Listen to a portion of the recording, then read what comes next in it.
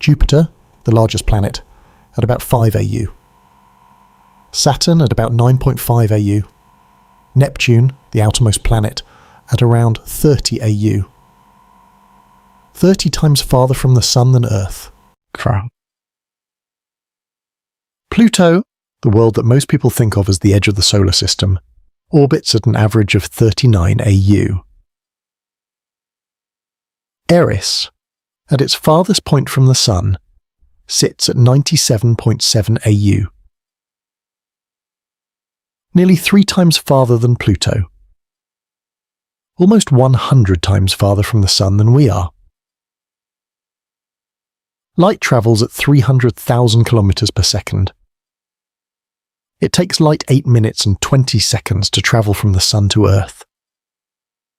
It takes that same light more than 13 hours to reach Eris at its farthest point. 13 hours. By the time a photon of sunlight finally reaches Eris, you could have slept a full night, woken up, worked an entire day and gone to sleep again. And that photon would still be travelling. Eris takes 561 Earth years to complete a single orbit around the Sun. 561 years. When Eris was last in the position it currently occupies, the year was 1465. The printing press had just been invented. Columbus had not yet sailed to the Americas. The Renaissance was only just beginning in Europe. Leonardo da Vinci was a teenager. Eris has completed less than 1 full orbit since the moment it was discovered. It was found in 2005. It will not return to that point in its orbit until the year 2566. We will not be here to see it. None of us. Beyond the orbit of Neptune, beginning at roughly 30 AU and extending to perhaps 50 AU, lies a region called the Kuiper Belt. The Kuiper Belt is a vast disk of icy objects, remnants from the formation of the solar system 4.5 billion years ago. Bodies that never quite accumulated enough material to form a full planet, frozen in place by the cold and the vast distances between them, preserved almost perfectly since the earliest moments of our solar system's history. Pluto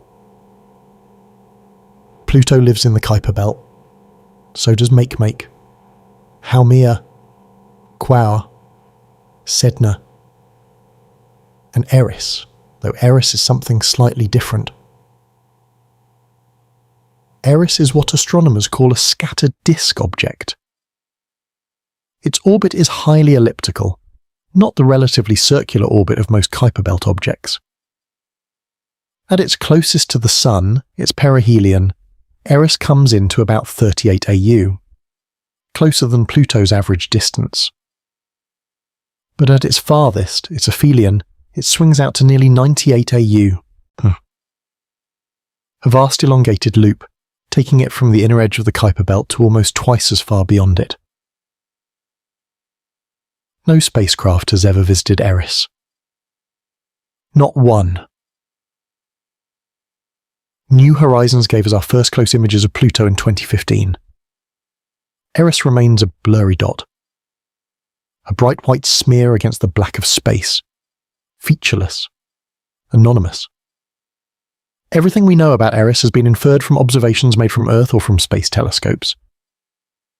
Eris is, by almost any measure, the largest object in the solar system that humanity has never visited. The temperature on Eris's surface ranges between -217 and -243 degrees Celsius. The coldest temperature ever recorded on Earth's surface was -89.2 degrees Celsius. In Antarctica, in the middle of winter. Eris is more than twice as cold as that. At those temperatures, nitrogen freezes solid, methane freezes solid, carbon monoxide freezes solid. The surface of Eris is a frozen chemistry set. a record of every molecule that has drifted onto it, or risen from within it, over 4.5 billion years. One Eris day is remarkably familiar. Eris rotates once every 25.9 hours. A day on Eris is almost exactly the same length as a day on Earth. 26 hours of darkness for a world that experiences no true daylight, rolling slowly on its axis, while the faint sun traces its arc across a sky that has never known clouds, never known rain, never known warmth. Eris has been orbiting out there, in the cold and the dark as soon, for 4.5 billion years. For all of that time, no one knew it existed. And then, on the night of October 21st, 2003, a telescope at Palomar Observatory in California captured 3 images of a small, slow-moving dot against the stars. The software that analysed those images almost missed it. It moved too slowly. It barely registered. And the astronomer who eventually pulled those images from the archive and realised what he was looking at did not yet know that he had just discovered the object that would end Pluto's 75-year run as the 9th planet of the solar system. That astronomer's name is Mike Brown, and his story is the next chapter.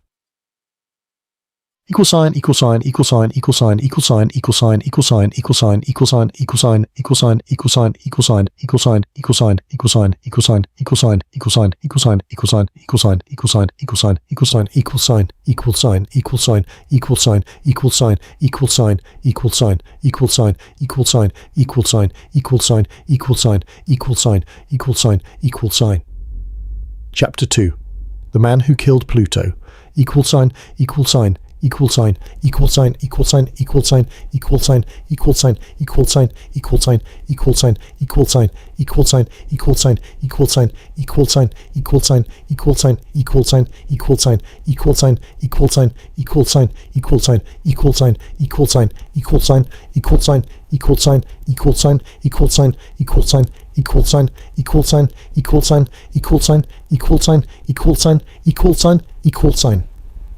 There is a book published in 2010, written by a planetary astronomer at the California Institute of Technology.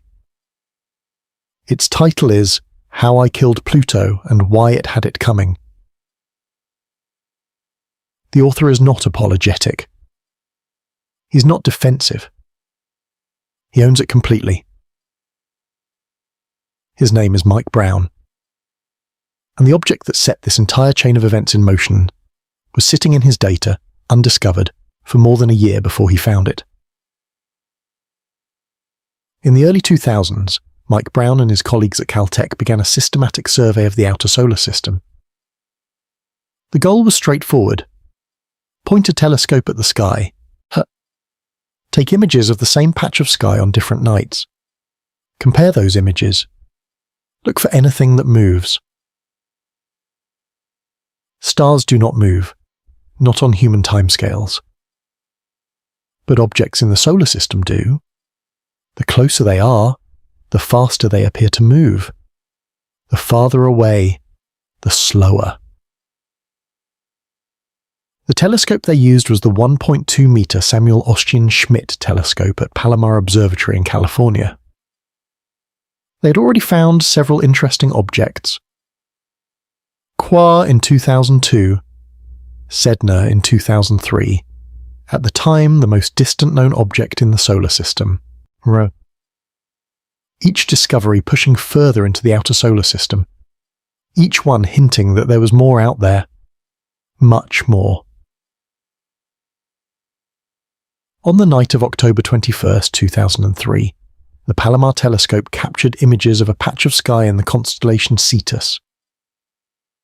3 images, taken 90 minutes apart. In those images, moving almost imperceptibly slowly against the background stars, was a dot. Bright enough to be significant, moving at the pace of something very far away. But the automated software had a threshold. Any object moving slower than 1.5 arc-seconds per hour was excluded automatically. Eris was moving at 1.4 arc-seconds per hour. 0.1 arc-seconds below the cutoff. The software discarded it. The images were filed. The dot went unnoticed. It was only when the team discovered Sedna, moving just barely above the threshold, that they went back and lowered the cutoff. They reanalyzed the old data. And there it was. The dot that had been waiting patiently in the archive for more than a year. The most consequential object in modern planetary science, almost lost to a rounding error.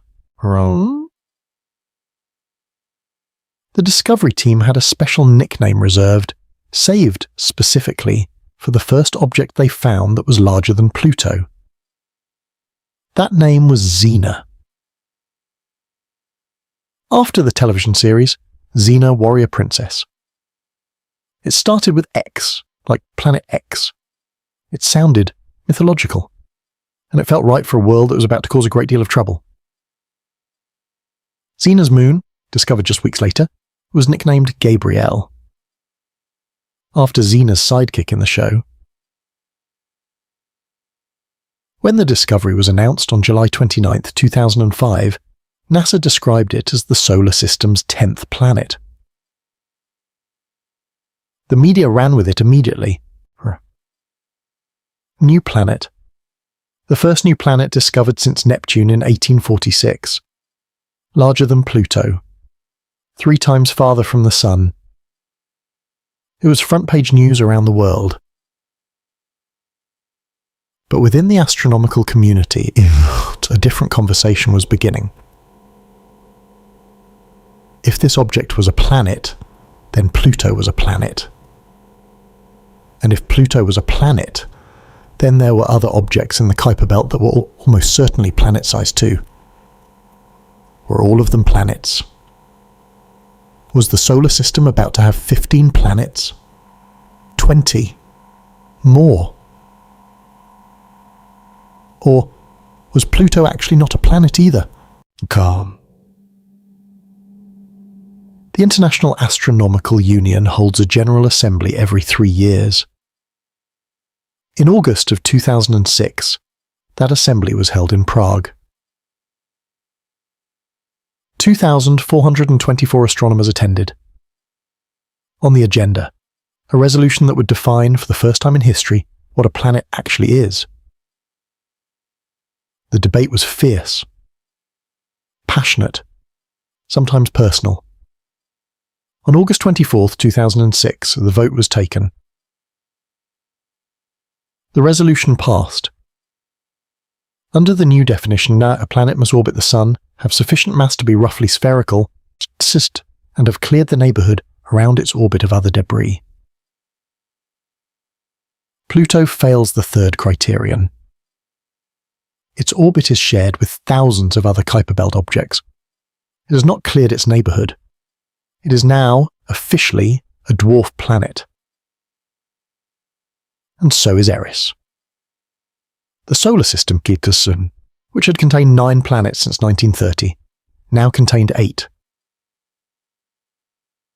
On September 14, 2006, the IAU announced the official name. Eris. After the Greek goddess of discord and strife. In Greek mythology, Eris was not invited to the wedding of Peleus and Thetis. All the other gods were there. She alone was excluded. And in her rage, she threw a golden apple into the gathering, inscribed with the words, "For the fairest." The quarrel that followed led to the Trojan War. The name was chosen deliberately, because the discovery of this distant dwarf planet had thrown its own golden apple into the world of astronomy. And the quarrel it caused about what a planet is continues to this day. The moon,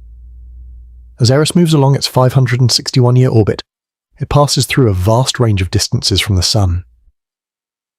At perihelion, its closest approach, it comes to within 38 AU. Still extraordinarily cold, but warm enough, just barely, for certain ices on its surface to sublimate, to transition directly from solid to gas. At perihelion, Eris briefly has a thin atmosphere. Nitrogen gas, methane gas, traces of other volatile compounds rising from the surface. But Eris does not stay at perihelion for long. Its highly elliptical orbit carries it outward again, and as it moves away, the temperature drops. And the atmosphere freezes. Not gradually, not partially. The entire atmosphere, every molecule of gas that had briefly risen from the surface, freezes and falls. As snow. A uniform coating of fresh frost, settling across the entire surface, covering every old, darkened, radiation-processed piece of ice with a new layer of bright, clean, reflective frozen atmosphere. This is why Eris is so bright. Because every time Eris completes its 500-year journey around the Sun, its entire atmosphere collapses onto its surface as a fresh coat of frost. The world repaints itself. Every 561 years. If you could stand on the surface of Eris, what would you see? The sky above you would be absolutely black. Not the deep blue black of a mountain sky on a moonless night. Truly, completely, Dore, perfectly black. The stars would be extraordinary. More stars than any human eye has ever seen from Earth's surface, undimmed by atmosphere. The Milky Way, a solid, brilliant band across the sky. The Sun, a brilliant white point of light. Too bright to look at directly, but providing almost no warmth. A cold light, illuminating without warming. And beneath your feet, the surface would be white, almost uniformly white. No colour, no variation, just white, stretching in every direction, in absolute silence. Eris and Pluto are often spoken of together, twins of the outer solar system. Both roughly the same size, both composed of rock and ice, both with thin atmospheres that expand and contract with their seasons. But Pluto's surface is a mosaic of colour and texture. Rust-red regions, pale nitrogen ice plains, a vast heart-shaped plain that has become one of the most iconic images in modern astronomy. Eris is uniform, featureless, a blank white sphere.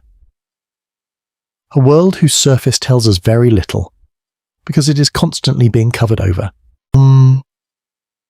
Like a canvas that is repainted every 500 years, erasing whatever was written before. The surface of Eris is covered predominantly in frozen methane. Methane ice on a surface exposed to radiation does not stay pristine. Cosmic rays break apart methane molecules, rearrange them, create new, more complex compounds called tholins. Tholins are dark reddish-brown. They're exactly the compounds that give Pluto much of its distinctive rust-red colouring. Eris should be red. Instead it is white, because the fresh frost from each atmospheric collapse buries the radiation-darkened surface, covering the tholins, resetting the clock every 500 years. Beneath the fresh white frost, there is another layer, and beneath that, another, and beneath that, another still. Each one representing a previous perihelion passage, each one darkened by radiation, each one then covered by the next atmospheric collapse. The surface of Eris is a layered archive, a geological record of every 500-year cycle going back billions of years. A history that no instrument has yet been able to read in full.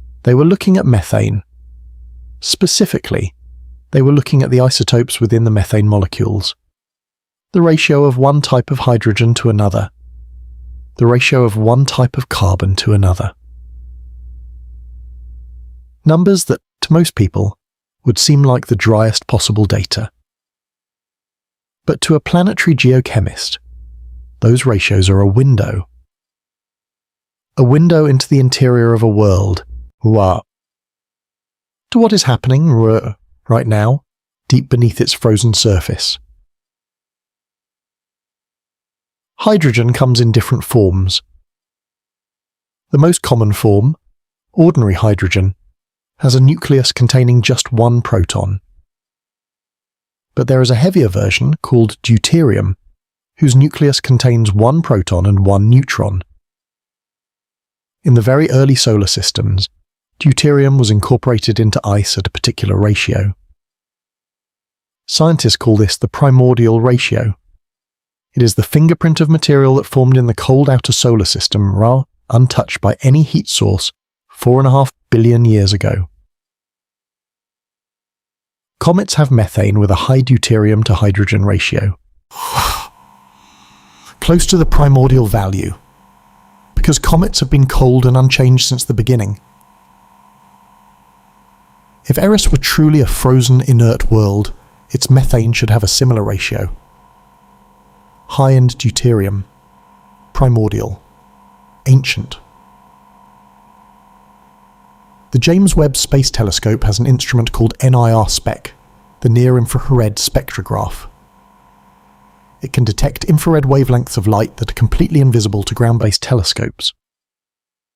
Wavelengths that carry the chemical fingerprints of molecules on distant surfaces, including, for the first time ever, the rare isotopologues of methane. CH3D, methane where one hydrogen atom is replaced by deuterium. 13CH4, methane where the central carbon atom is a heavier carbon isotope. JWST detected both of these in Eris, for the first time anywhere in the outer solar system. And the ratios it measured were not what anyone expected.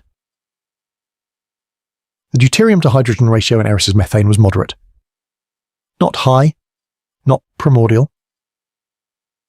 It was substantially lower than the ratio found in comets. Lower than the ratio expected for methane that had simply been sitting on a cold surface since the birth of the solar system. A low deuterium to hydrogen ratio, in this context, means only one thing. The methane on Eris's surface was not made in the cold of deep space. It was made in heat. In a warm interior, where rock and water interact at elevated temperatures in a process called hydrothermal chemistry and produce methane with a distinctly lower deuterium signature. They are not saying that Eris is alive. They are not saying that organisms swim in liquid water beneath its surface. What they are saying is this. The methane on Eris's surface was almost certainly produced by geochemical processes in the deep interior. Processes that require elevated temperatures. Either hydrothermal activity, hot water reacting with rock, or metamorphic processes, heat and pressure transforming rock chemistry.